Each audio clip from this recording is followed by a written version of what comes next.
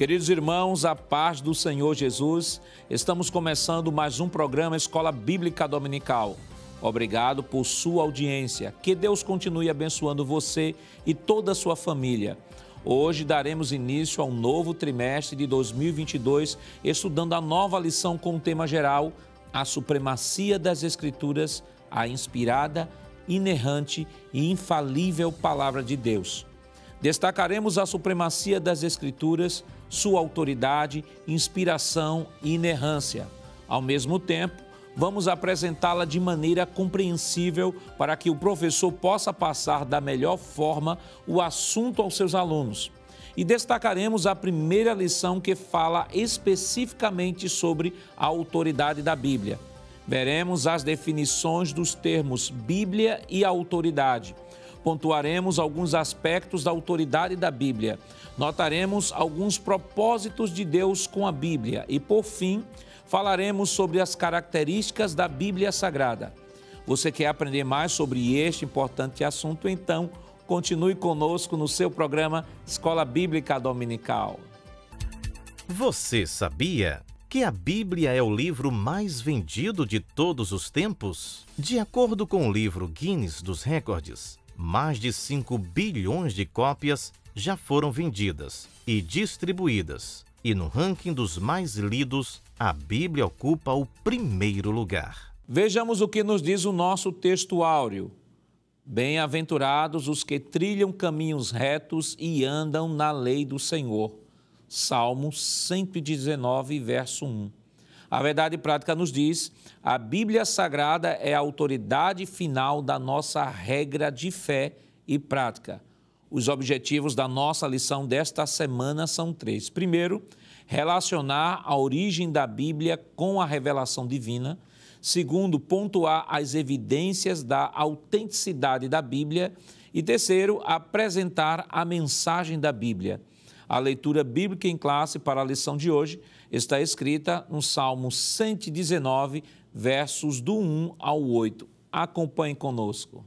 Bem-aventurados os que trilham caminhos retos e andam na lei do Senhor. Bem-aventurados os que guardam os seus testemunhos e o buscam de todo o coração.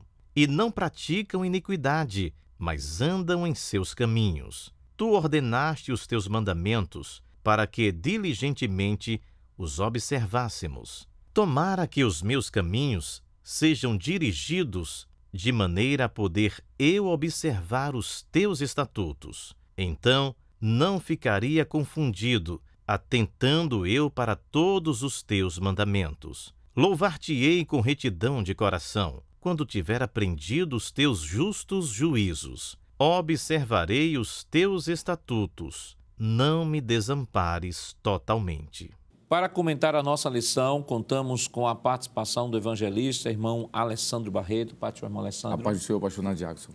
E contamos também com a participação do presbítero, irmão Jonatas Éder. Paz do Senhor, irmão Jonatas. Paz do Senhor, pastor Jackson. Queridos irmãos, estamos começando mais um trimestre e a primeira lição do nosso trimestre tem como título A Autoridade da Bíblia. Este trimestre estaremos falando sobre a supremacia da Bíblia e, como sempre fazemos em todos os primeiros programas, sempre nas primeiras lições do trimestre, nós queremos aqui, antes mesmo de começarmos aqui o nosso debate, aqui a nossa conversa sobre a lição desta semana, trazemos aqui algumas indicações de obras, como sempre fazemos nos primeiros programas de todo trimestre. Nós temos aqui em primeiro, a nossa declaração de fé. Este trimestre nós estaremos estudando sobre a Bíblia Sagrada. Nossa declaração de fé, o primeiro capítulo da nossa declaração de fé vai estar expondo o que é que nós acreditamos em matéria de fé sobre a Escritura Sagrada.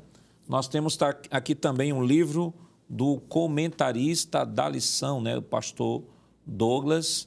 Nós temos aqui que é o tema do nosso trimestre, da nossa lição desse trimestre, a supremacia das Escrituras, a inspirada, inerrante e infalível Palavra de Deus. É uma obra que você não pode deixar de adquirir. Nós temos aqui esta outra obra também, muito boa, importante, que se você puder, professor, adquirir estas obras, vai ser de grande relevância, né, para a preparação de sua aula. Nós temos aí a Bíblia, o livro de Deus, do pastor Severino Pedro da Silva, da CPAD. Nós temos também outra grande obra aqui, que é o livro do teólogo Mayan Pilman, né, através da Bíblia, livro por livro, também uma obra excelente. Temos aqui também esta obra aqui, Entendes o que lês, embora ela traga uma perspectiva hermenêutica, mas esse livro é excelente, você pode também estar adquirindo para enriquecer as abordagens que você estará fazendo durante este trimestre. Nós temos aqui este livro aqui de Norman Geisler e William Nix, Introdução Bíblica, já que este trimestre estaremos falando sobre introdução bíblica ou como alguns outros currículos tratam bibliologia. Ou bibliologia ou introdução bíblica são as terminologias usadas para o conteúdo da lição que estaremos estudando este trimestre. E aqui nós temos esta novíssima obra, a obra mais ampliada, né, de Norman Geisler e William Nix, Introdução Geral à Bíblia. Enquanto a obra anterior que nós apresentamos traz uma síntese, né, aqui nesta obra nós temos uma abordagem mais abrangente, né, sobre o assunto, sobre introdução bíblica. Então, você pode adquirir, se não puder adquirir a introdução bíblica mais sintética, você tem esta obra aí que pode estar enriquecendo a sua biblioteca. E, por fim, esta obra aqui é um clássico que não pode faltar na biblioteca de nenhum professor de escola dominical, Manual Bíblico de Halley. Todas estas obras, elas estão disponíveis na Berea Bookstore. Você pode aí observar aí por esse endereço, esse telefone que está aparecendo no seu vídeo. Ligue e diga que viu a indicação desses livros aqui no programa da Escola Bíblica Dominical e você vai ter, se já tem um tratamento VIP, você vai ter um tratamento ainda muito mais especial. Bem, Evangelista Alessandro, estamos começando mais um trimestre 2022, primeiro trimestre, falando sobre a Bíblia, assunto bibliologia ou introdução bíblica. E é um assunto que vem num momento bem oportuno, haja vista tantos ataques, tanta disseminação de falsas doutrinas. Nada melhor do que a reafirmação da doutrina da Sagrada Escritura. Sem sombra de dúvida, pastor. Ficamos felizes em estarmos iniciando o ano de 2022, trazendo à tona esse assunto que é tão importante, falar sobre Bíblia Sagrada. Como o senhor falou, é verdade.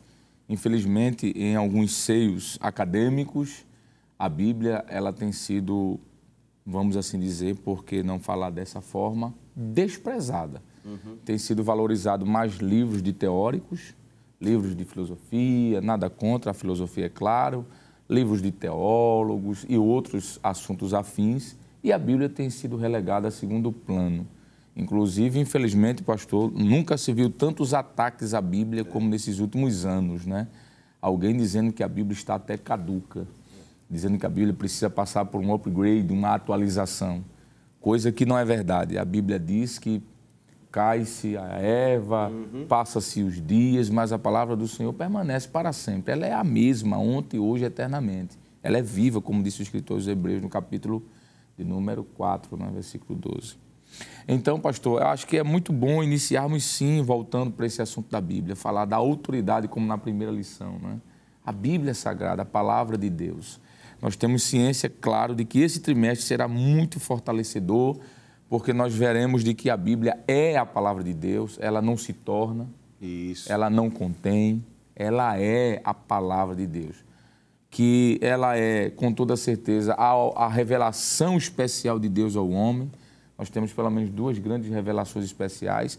A revelação escrita, que é a palavra, e a revelação pessoal, encarnada, que é o Filho. Então, pastor, sem sombra de dúvida, esse trimestre vai vir ancorar aí muita coisa boa para a Igreja do Senhor e voltar o anelo para alguns, né, que tinham, quem sabe, esquecido da palavra, esse desejo de ler, de estudar a Bíblia Sagrada. Quando o evangelista Alessandro falou, pastor, eu me lembrei que os ataques que antigamente eram apenas externos, né, por parte da crítica, a Bíblia foi um livro que, infelizmente, ao longo dos anos, sofreu muita represália. Hoje ainda, em alguns países, a Bíblia é proibida. Infelizmente, os últimos ataques advêm de pretensos teólogos que se dizem intérpretes das Escrituras, não é? Ao ponto de chegar ao ponto de dizer que a Bíblia precisa ser atualizada. Isso nós ouvimos ano passado, não é? Mas, como o senhor disse, o evangelista Alessandro, nada melhor do que começar o ano dizendo que a palavra de Deus tem autoridade e ela é a autoridade para falar sobre Deus, sobre Jesus e até sobre mim. A Bíblia é o livro de Deus. E quando falamos Bíblia, livro de Deus, estamos falando da revelação de Deus, né? Tem um texto que eu gosto muito dele, quando estamos tratando desse assunto, irmão Alessandro, que é um texto de Hebreus 1:1, que diz assim: havendo Deus antigamente falado muitas vezes, de muitas maneiras aos pais, pelos profetas, a nós falou-nos nesses últimos dias pelo Filho. Nós vemos que, à luz daquilo que está no Antigo Testamento, a gente vê que Deus se revelou de diversas formas. Deus se revelou por meio de anjos, Deus se revelou através do Urim e Tumim, né, no período ali da lei, Urim e Tumim. Deus se revelou através da consciência, a gente pode ver isso em Romanos 2:15. Deus se revela por meio da criação, Salmos 19, versos 1 e 2. Deus se manifestou, se revelou de maneira audível, a gente vê isso lá no Gênesis, né, de que Deus falava com Adão. Deus se revelou através de milagres diretos, né, Juízes 6, 36 a 40. Só que todas estas formas de Deus se revelar, seja por meio de anjos, de maneira audível, de maneira na sua criação, na sua consciência, todos estes meios foram meios através dos quais Deus se revelou, mas que não dava uma garantia de perpetuidade da própria mensagem. A mensagem, na verdade, havia aquela revelação naquele momento, ela era passada de maneira oral, dos pais para os filhos, no caso de Jó, né? Isso. Eu te conheci só de ouvir falar, mas agora os meus olhos te veem. Mas essa oralidade, ela é quebrada justamente a partir do momento onde Deus decide se revelar por meio da escrita. Aliás, a escrita, ela surge mais ou menos em 4000 a.C., e é justamente neste momento em que Deus decide se manifestar por meio da escrita, e por meio dessa escrita vem a sua palavra através dos profetas. Perfeito, pastor. Ao longo desse trimestre, nós vamos estudar justamente essa diferenciação entre... Porque essa lição é uma lição introdutória, sim, né? Então, termina a gente tendo que falar alguma coisa sobre isso mesmo. A revelação escrita, a revelação oral, a revelação especial, a revelação geral, né? Mas uma das formas, ou a forma principal pela qual Deus se revelou aos homens, foi através da sua própria palavra. Eu vou citar aqui, não é uma frase minha, de um autor que eu achei muito bonito. Esses últimos dias eu estava lendo e vi essa frase. Ele disse assim, que a Bíblia é Deus usando o sotaque humano para falar com o homem. Isso é muito bonito. É verdade. Deus, ele se revela através de muitos meios, mas o principal meio é através das Escrituras, através do seu Filho Jesus, claro, porque ele mesmo disse que veio revelar o Pai. Essa expressão de Jesus é muito bonita, né? Eu vim para que vocês conheçam, que ele seja revelado. Mas como documento palpável, porque Jesus já não está mais entre nós, ele é a revelação especial, mas ele não está mais entre nós, pois ele foi ao céu e voltará para buscar a sua igreja. Mas como documento nós temos aqui a palavra de Deus. E quando o senhor estava falando sobre isso, eu me lembrei de um texto que está no livro de Números, capítulo de número 12, pastor, versículo número 8, Deus falando sobre como se revelou a Moisés, para que as escrituras fossem escritas. E o próprio Deus disse assim, com Moisés eu falo boca a boca, falo com ele, glória a Deus, claramente e não por enigmas. Eu acho bonita essa expressão, claramente. A revelação de Deus a Moisés foi algo tão profundo que ele não tinha dúvida do que ia escrever. Isso. O que nós temos aqui na Bíblia, que foi o que Deus revelou a Moisés, mais na frente a gente vai ver a diferença entre revelação, inspiração, iluminação, mas aqui Deus disse, olha, eu falo com Moisés, boca a boca, de forma tão clara. Não é por enigmas, não, é direto. Que o que ele escreveu, a gente não tem dúvida de que é a boca de Deus falando conosco. Aí, pastor, Moisés escrevendo o livro de Deuteronômio, capítulo 32, versículo 2, esse texto é maravilhoso, quando o Senhor disse assim, goteje a minha doutrina como a chuva. E veja que expressão linda, destile a minha palavra como orvalho e como chuvisco sobre a erva e como gotas de água sobre a relva. A palavra, que é a Bíblia, fala esse texto sobre características dela. Porque o que é que traz água, pastor? Vida, fortalecimento, rejuvenesce, revigora, alimenta, cresce, faz crescer. Destile a minha palavra como água. Então, a Bíblia, pastor, é isso. A gente vai estudar sobre isso esse trimestre. Ela traz alimento, não é? Ela é alimento para as nossas almas, porque ela é viva. Glória. O escritor aos Hebreus diz que ela é viva e eficaz. Porque tem coisa que é viva, mas não tem eficácia nenhuma, né? Mas o escritor disse que ela é viva e eficaz. E essa função de eficácia é de agir. Então, essa palavra que nós estamos estudando é maravilhosa. E nós vamos, ao longo desse trimestre, pastor, certamente aprender muito sobre isso. E, irmão Éder, o tema dessa lição, dessa semana, é a autoridade da Bíblia. E aí, já está partindo da pressuposição do livro escrito, mas de maneira introdutória a gente trabalhou aqui de que esta revelação escrita, esta revelação se deu em um momento da história da humanidade, onde Deus antes se manifestou, se revelou, como o texto de Hebreus diz, de diversas formas, né? Mostra um Deus que gosta de se comunicar, um Deus que gosta de falar, um Deus que gosta de se revelar, e de maneira mais precisa se revelou por meio dos profetas para escrever aquilo que o irmão bem descreveu aqui, que foi o Pentateuco, escrito por Moisés em mais ou menos 1450 a.C. Então, a lição desta semana vai estar trabalhando a autoridade da Bíblia. Então, dois termos que são importantes serem definidos, autoridade e Bíblia. Qual a definição que a gente pode dar desses termos? Muito bem, pastor. Rapidamente falando sobre autoridade, não é? Essa autoridade da Bíblia deriva de uma palavrinha grega que tem o sentido de selo de autoridade. A expressão, principalmente quando é dito assim nos textos bíblicos, assim diz o Senhor.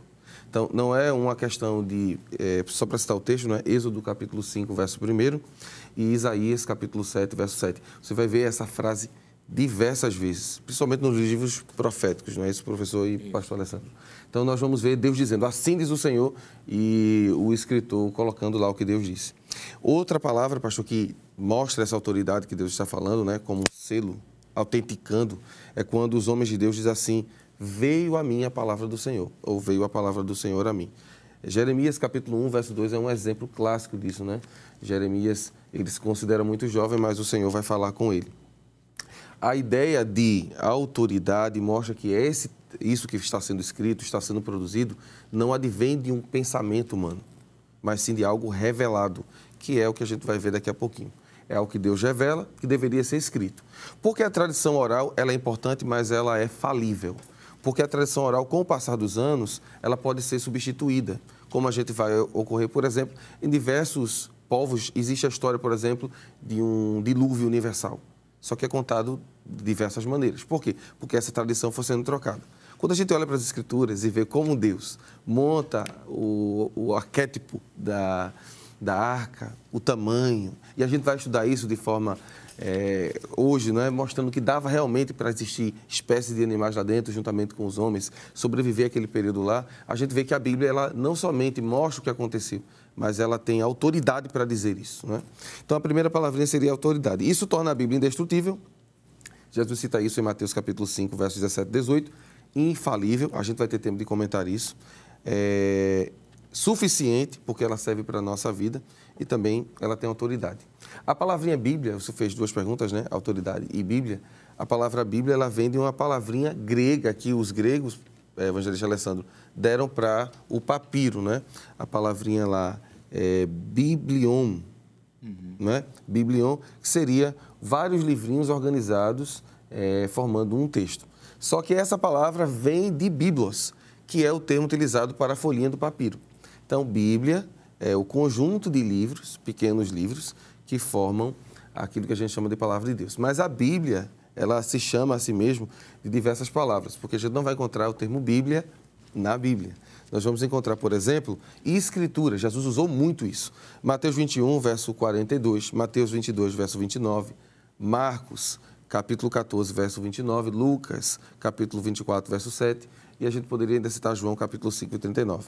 Nós vamos ver Paulo tratando da Bíblia como sagradas letras, quando ele escreve a Timóteo, no capítulo 3, verso 15 da sua segunda epístola.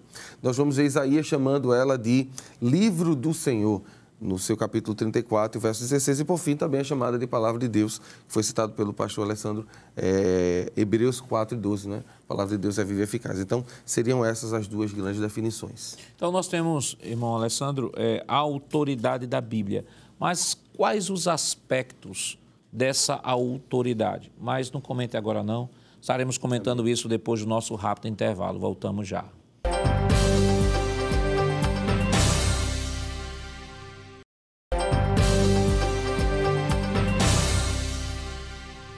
Queridos irmãos, estamos de volta em seu programa Escola Bíblica Dominical, nesta oportunidade estudando a primeira lição desse novo trimestre que tem como título a autoridade da Bíblia. E ficamos de comentar sobre os aspectos desta autoridade. Nós falamos e trouxemos a definição da palavra Bíblia, definição de autoridade e quais são, irmão Alessandro, quais são os aspectos da autoridade da Bíblia? Pois não, pastor. Já que o senhor está falando sobre esses aspectos da autoridade, a expressão para a autoridade é a expressão grega exousia. Ek vem daquilo que é fora, externo, e sousia vem da ideia de explosão, de ímpeto, de força, de poder. Tem muito a ver com a expressão também dunamis, que é explosão, força. Coisa boa. Então, o que seria essa autoridade da Bíblia, não é? Antes de propriamente responder a sua pergunta, é que essa força, esse poder, ele vem externo, para dentro. Glória a Deus. A Bíblia não é produzida por pensamento, sabedoria, conhecimento de um homem, mas vem de fora para ele. Glória a É Deus. por isso que aparece a expressão inspirada, que nós vamos ter uma lição só sobre a expressão theopneustos, não é? O sopro de Deus. Veja, sopro de fora para dentro. É o que Pedro disse, que tudo que foi produzido não foi fruto da imaginação, capacidade humana. Então, por isso que ela tem autoridade, porque ela vem de fora para o homem, não é? Então, pastor, um primeiro aspecto que podemos falar aqui dessa autoridade da Bíblia é que ela é divinamente inspirada. Nenhum livro no mundo tem inspiração divina a não ser as Escrituras. Isso. Os livros que nós temos são até, entre aspas, bons livros, mas não tem essa característica de inspiração divina.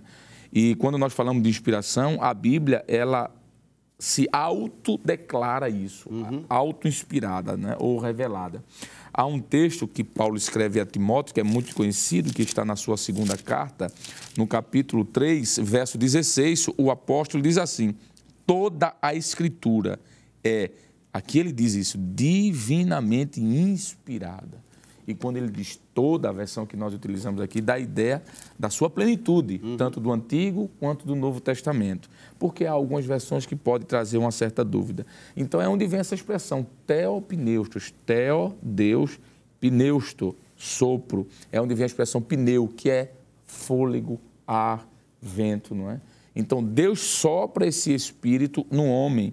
E é isso que dá a ideia de ser soprada por Deus. Quando nós falamos sobre inspiração, nós temos essa ideia. É como se Deus literalmente dissesse assim: eu vou dar o que eu tenho para você. Isso é maravilhoso. Qual é o livro que tem esse aspecto? Nenhum, não é? Podemos dizer então, pastor Nadir Jacques, que a Bíblia, ela é em si a palavra. Ela não contém, como a teologia liberal diz, ela não se torna, porque alguns liberais dizem que a Bíblia em si não é a palavra, ela contém partes da Bíblia, é a palavra de Deus, outras partes não. Alguns teólogos liberais dizem que ela torna-se a palavra de Deus. Se eu abrir a Bíblia aqui e ler um versículo e ele não falar nada comigo, eu não sentir um arrepio, um calafrio, ela não é a palavra. Mas se eu chorar, se eu me quebrantar, se eu ouvir Deus, ela tornou-se a palavra de Deus naquele momento. Isso é um equívoco teológico, é uma heterodoxia, é uma coisa errada. A Bíblia é em si a palavra de Deus, podemos dizer isso, né? E eu quero concluir, pastor, com uma definição aqui, já que o senhor citou o Norman Geisler, que está aqui, não é? Eu quero citar um texto que está em seu livro. Ele diz o seguinte sobre essa característica da autoridade da Bíblia como sendo inspirada. Ele diz que a inspiração é a operação sobrenatural do Espírito Santo que, por intermédio de diferentes personalidades e estilos literários dos autores humanos escolhidos, não foi qualquer pessoa, Deus investiu as palavras exatas dos livros originais das Sagradas Escrituras em separado ou no seu conjunto, como a própria palavra de Deus, isenta de erro em tudo que ensina e é, dessa forma, a regra infalível e autoridade final de fé e prática para todos os crentes. Então, podemos concluir dizendo de que as Escrituras Sagradas, elas afirmam ser inspiradas em algum momento no seu todo, em algum momento sem partes, e em algum momento em palavras específicas. Só citando textos, por exemplo, a sua inspiração no todo, Mateus 5,17. Você pode anotar, 2 Timóteo 3,16 já foi citado. A inspiração em partes, nós podemos citar João, capítulo 12, versículo 14 ao 16. A inspiração de palavras, essa daqui eu queria ler, pastor, porque é Jesus falando, não é? Mateus 4,4. Jesus disse, ele, porém, respondendo, disse, está escrito, nem só de pão viverá o homem, mas de toda, ele diz, palavra. Todas as palavras. Glória a Deus. Não é? Cada letra. É suficiente, né? Já é inspirada, Glória né? a Deus. E concluo que essa inspiração, pastor, vai para cada letra também, não só das palavras, mas nós podemos dizer que até as próprias letras da Bíblia. Capítulo 5, versículo 18 de Mateus, Jesus dando essa importância a cada frase, a cada letra, ele diz, porque em verdade vos digo que até que o céu e a terra passem, nenhum J, que aqui a expressão J, como não existe o J no hebraico, ele está se referindo à menor letra do hebraico, que é o Iud. O Iod, como algumas gramáticas dizem, né? Nenhum J ou tio jamais passará da lei sem que tudo seja cumprido. Jesus está dizendo, ela é tão completa que cada palavra foi inspirada por Deus. Glória a Deus. E aí, quando falamos da inspiração, embora aqui, claro, a gente vai ter uma lição trabalhando isso, mas já que estamos falando de autoridade da Bíblia e estamos tratando de uma lição introdutória, vale destacar de que a compreensão correta, irmão Éder, dessa doutrina da inspiração, ela é essencial para tudo que nós acreditamos. Porque se eu trabalho a ideia e parte da pressuposição de que a Bíblia não é a palavra de Deus, mas ela contém, então, todo o conjunto de doutrina vai sofrer alteração a partir dessa premissa.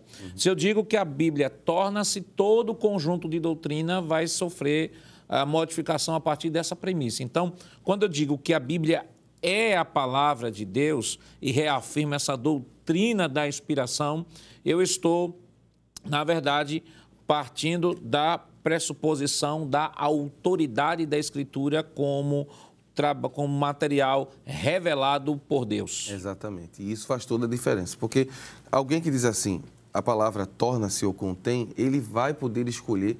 E é interessante que uma das críticas ao liberalismo é esse. Então, qual texto é? O que não é, né? Nós temos Bultmann, Schleiermacher e outros que tentaram denigrir a palavra de Deus dizendo exatamente isso. Mas, infelizmente para eles, a Bíblia é totalmente inspirada.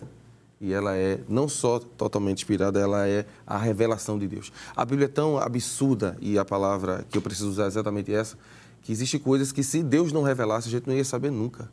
Jesus teve um diálogo muito bonito com um teólogo da sua época, em João capítulo 3, onde a gente diz que tem um texto áureo da Bíblia, como Nicodemos, e tem um versículo, pastor, que é o versículo de número 12, né? 11 e 12. João, abre a sua Bíblia, João capítulo 3, verso 11 e 12, diz assim, na verdade te digo que nós dizemos o que sabemos e testificamos o que vimos, e não aceitais o nosso testemunho. Jesus está falando para Nicodemos, eu estou falando do que eu vi, do que eu sei, ele está falando como Filho de Deus, e você não crê. Veja, se vos falei de coisas terrestres e não crestes, como crereis se vos falar das celestiais? Ainda o 13. Ora, ninguém subiu ao céu senão o que desceu do céu, o Filho do Homem que está no céu. A revelação máxima de Deus é o Senhor Jesus Cristo, que é a palavra encarnada, mas a palavra escrita deixada para nós é suficiente para provocar fé em nós, crer naquilo que Jesus fez, até porque as profecias apontam para essa realidade. Então, uma coisa interessante que, além da inspiração, é essa questão da revelação do divino. O homem não teria condições de conhecer um Deus. A própria concepção de Deus nas Escrituras, ela transcende a realidade humana. Não é? Eu uma certa vez li um livro de um teólogo que dizia assim, se nós fôssemos conceber Deus à nossa maneira, Deus seria mais parecido conosco do que como Ele é. E isso a teologia aponta principalmente quando a gente estuda as religiões, não é, de cunho transcendental, as religiões de origem e matriz de outras realidades não ocidentais. Você vê que o antropocentrismo está lá naquele Deus. O Deus se veste como os homens, ele se adapta à realidade humana, ele até procria, mas o Deus da Bíblia é revelado. E ele é tão grande que ele diz que o próprio céu não o contém. Então, o que nos garante, pastor, e eu me alegro muito quando falo isso, que a inspiração é algo tremendo, é que ela não foi algo produzido por alguém. E o termo grego que o pastor falou, o evangelista Barreto falou, mostra que Deus mostra ao homem aquilo, né?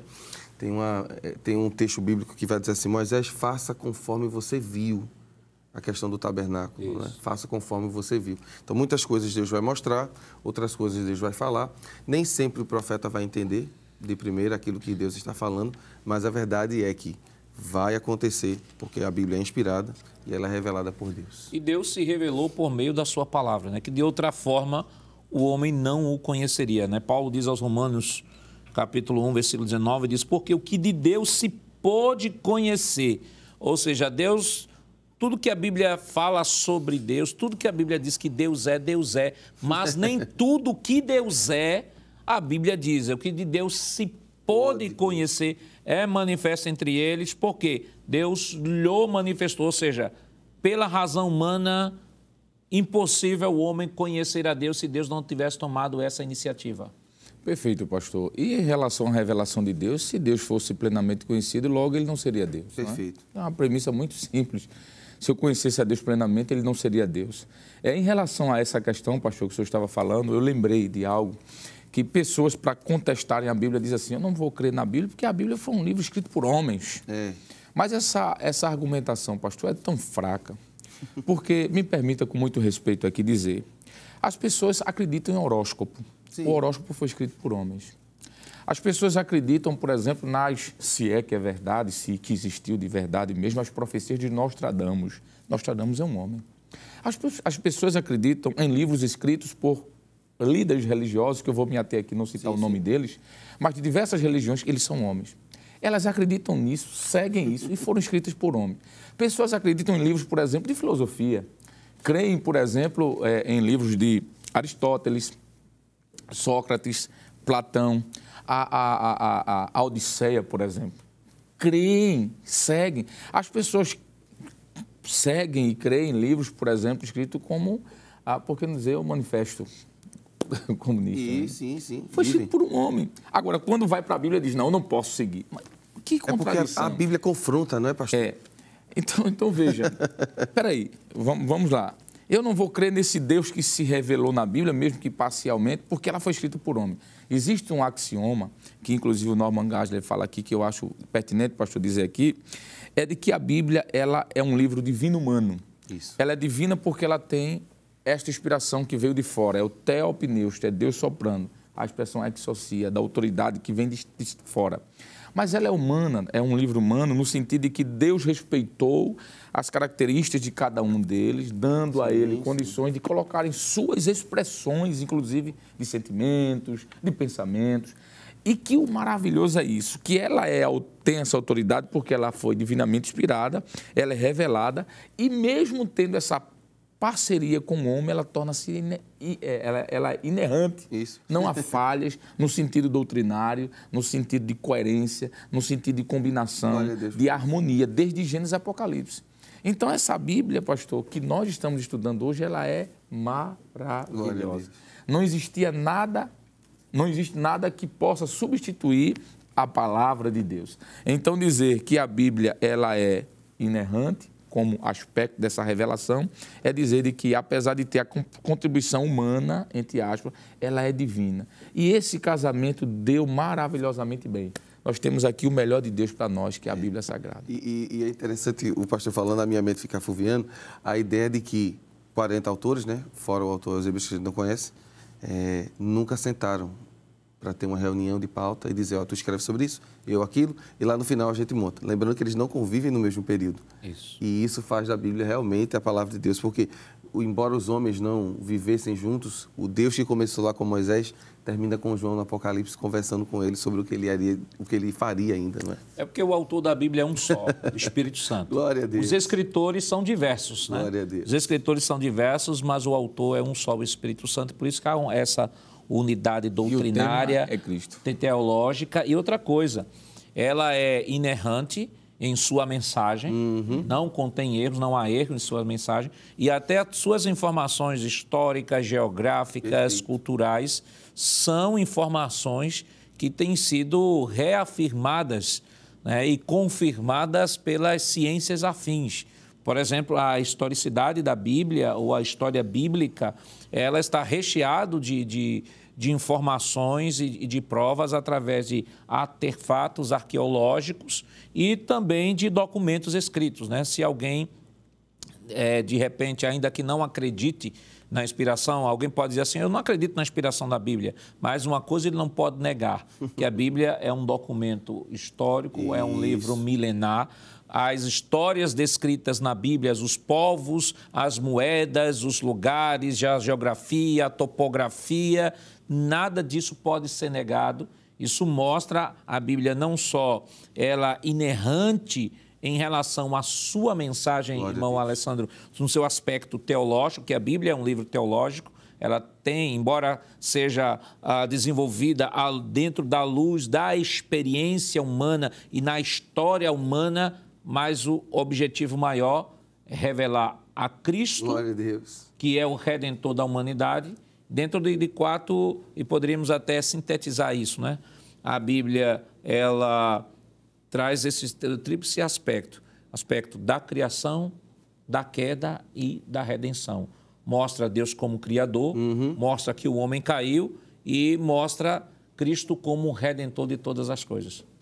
Pois não, pastor Nadiago, isso é verdade. O que o senhor acabou de dizer aqui, a gente pode, na teologia, sintetizar como sendo a completude da Bíblia. glória a Deus. Na Bíblia, nós temos tudo o que precisamos para saber sobre quem somos, de onde viemos, para onde iremos, quem é Deus, mesmo que de forma limitada, porque Ele é ilimitado, logo não saberíamos ao completo quem Ele é.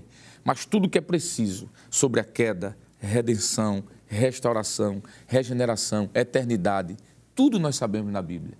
E essa parte da teologia que chama de completude da Bíblia é maravilhosa, porque mostra de que a Bíblia ela é eficaz em sua mensagem.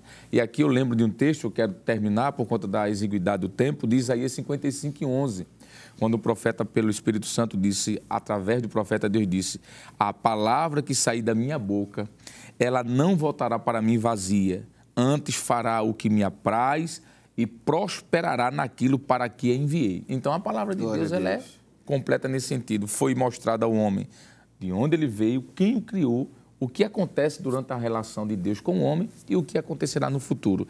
E, pastor, é bom dizermos uma coisa. É isso que faz a Bíblia ter autoridade, pois ela não precisa de complemento, ela não precisa de atualização, como já falei aqui de upgrade, ela não está caduca, como alguns infelizmente a dizem, mas ela é viva e eficaz, ela é a mesma ontem, hoje e eternamente. Amém. Irmão Éder, qual o propósito da Bíblia e quais as suas características? Mas segure aí um pouquinho, nós estaremos comentando depois do nosso rápido intervalo. Voltamos já.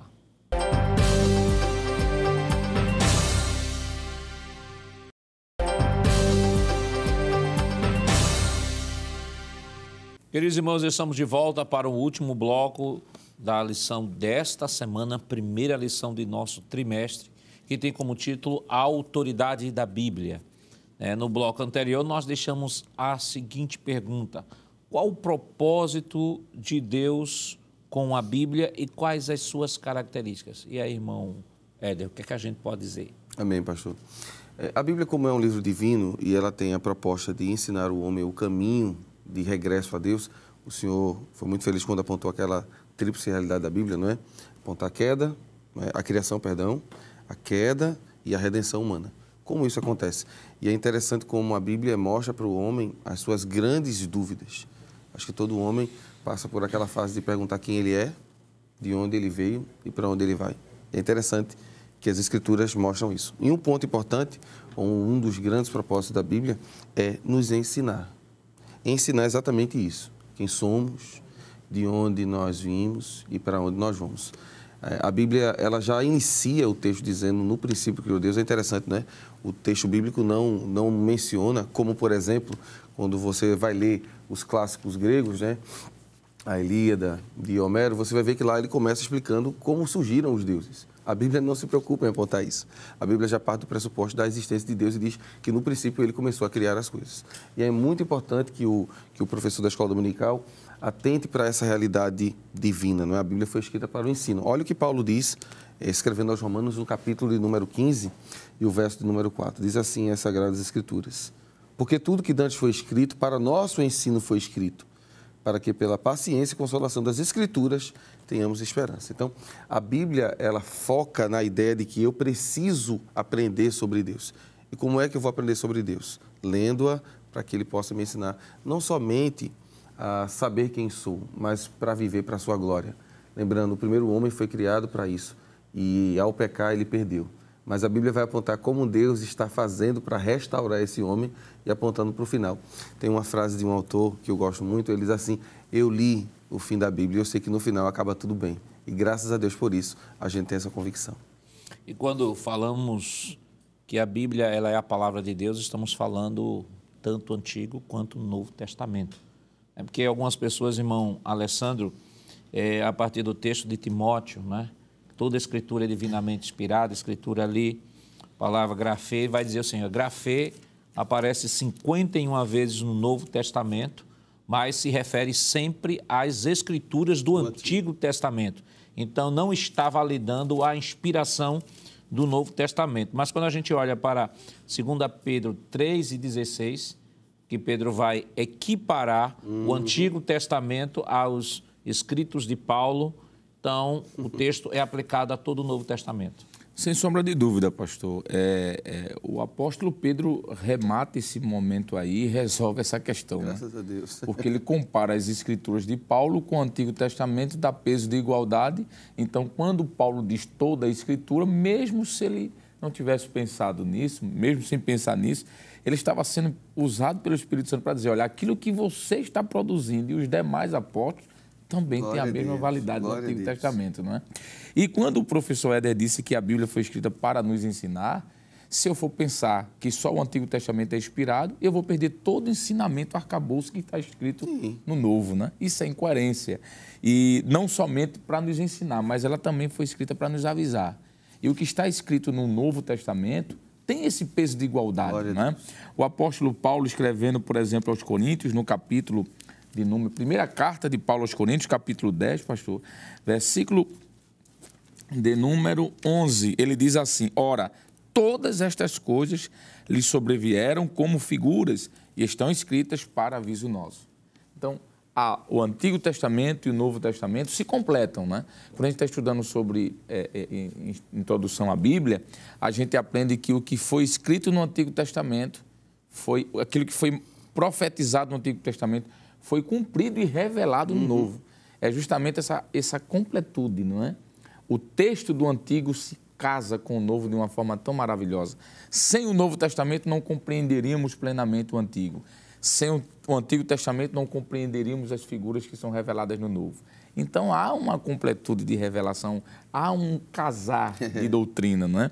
E é por isso que podemos dizer, pastor, que um dos propósitos, seria o segundo aqui, foi falado que o primeiro propósito, a Escritura foi escrita para nos avisar, mas ela foi escrita também para nos ensinar, quer dizer, mas também nos ensinar e, por que não dizer, também nos instruir.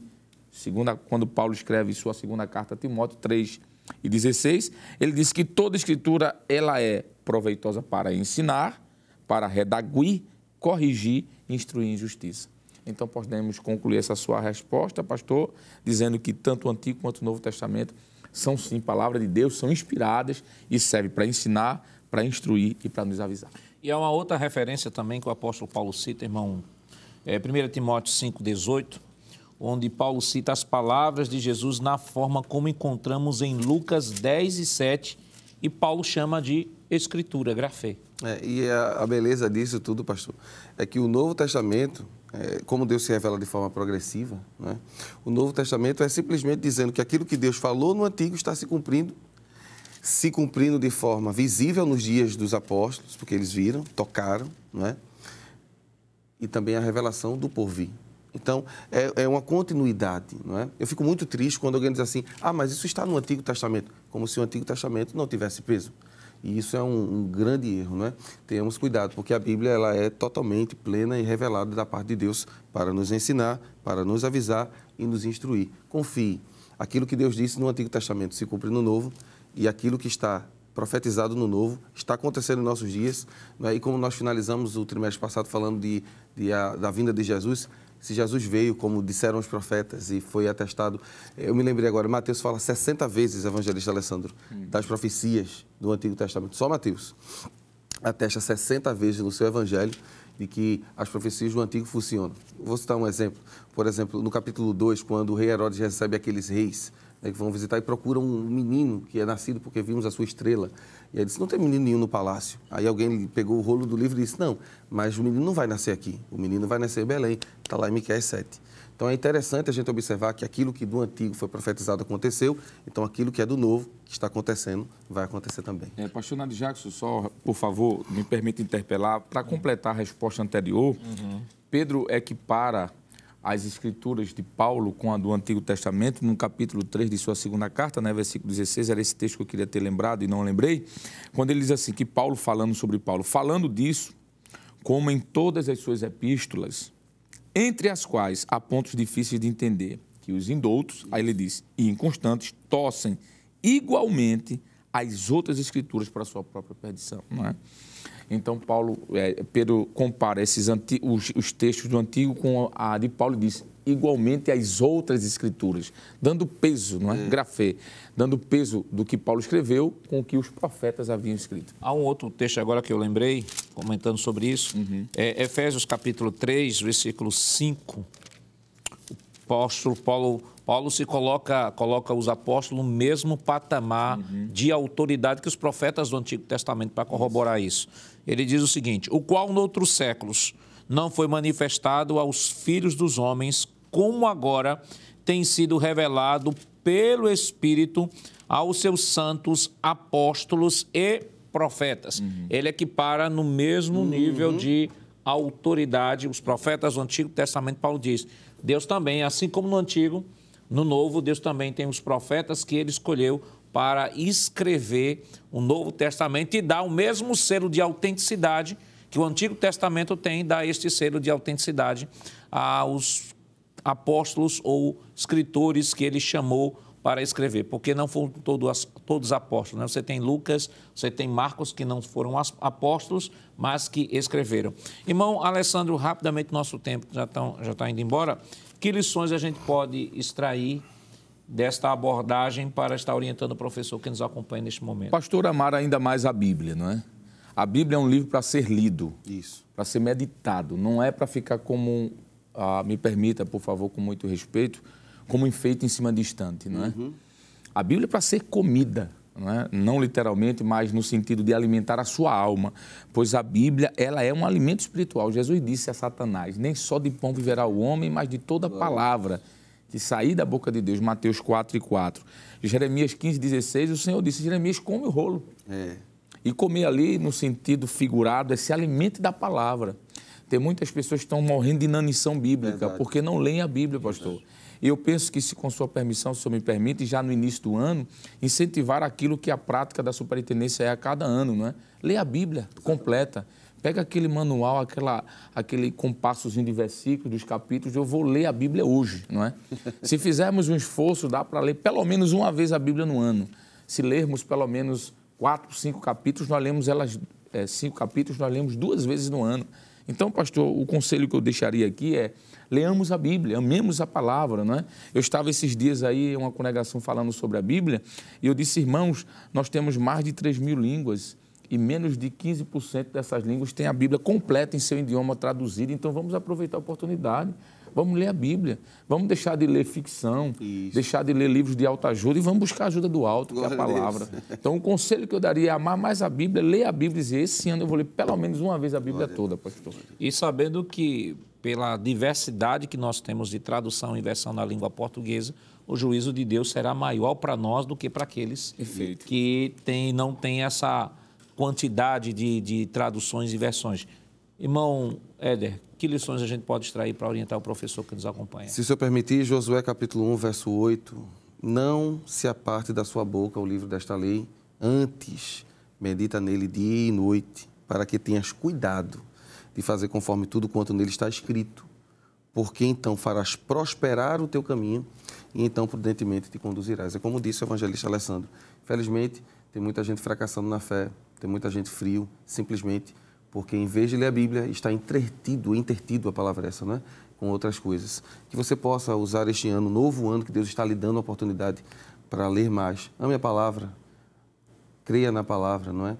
Existe uma verdade espiritual na Bíblia. Enquanto você lê, a Bíblia mostra quem você é. E se você descobrir quem você é, você vai saber do que precisa para viver bem com Deus.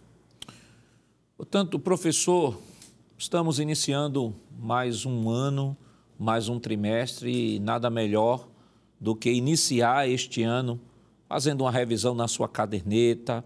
Olhe lá na sua caderneta de escola dominical, veja os alunos que não estão vindo, ligue para ele, faça uma visita, convoque a classe para fazer esta visita ao aluno, traga o aluno de volta, estimule a classe a trazer também alunos não evangélicos para a sala, inicie o projeto de leitura anual na Bíblia, aqui na Superintendência das Escolas Dominicais, aqui no estado de Pernambuco. Todas as escolas dominicais, já é um projeto orientado pela Superintendência, todas as escolas bíblicas dominicais, elas iniciam um ano, todas envolvidas nesse projeto anual de leitura da Bíblia, e no final do ano as escolas dão a certificação àqueles alunos que concluíram a leitura da Bíblia. Então, vamos estimular nosso aluno a ler a Bíblia, use a Bíblia na sala de aula, peça para o seu aluno abrir a Bíblia, ler a Bíblia, interprete o texto junto com ele.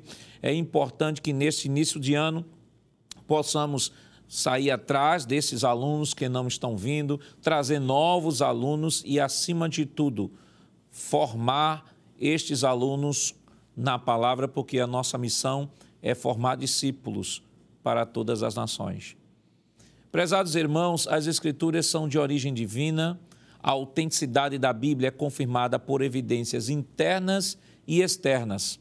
A palavra de Deus é a nossa autoridade final de fé e prática. Que Deus continue lhe abençoando em nome de Jesus. Queridos irmãos, vamos neste momento orar, pedir a bênção de Deus sobre mais um trimestre que estamos iniciando, para que durante este trimestre o Senhor continue abençoando como abençoou o trimestre passado, cada escola, cada aluno, em nome de Jesus. Curve sua cabeça se você puder fazer neste momento e oremos. Pai, em nome de Jesus, nós queremos te render graças, Senhor, por esta oportunidade maravilhosa que nos concede de podermos estar aqui iniciando mais um ano para a glória e louvor do teu nome, ó Deus. Queremos te pedir uma bênção toda especial em favor de cada aluno, de cada professor da escola bíblica dominical. Senhor, que este ano, Senhor, tu possa estar despertando aqueles que ainda, Senhor, não frequentam a escola bíblica dominical para estar aprendendo a tua palavra no teu santo templo.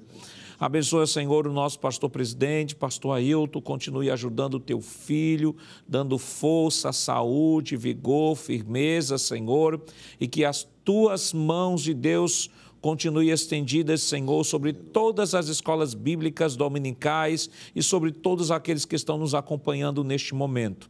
Continua abençoando, que as tuas bênçãos sejam derramadas durante este trimestre e que ao término, Senhor, possamos ter crescido um pouco mais.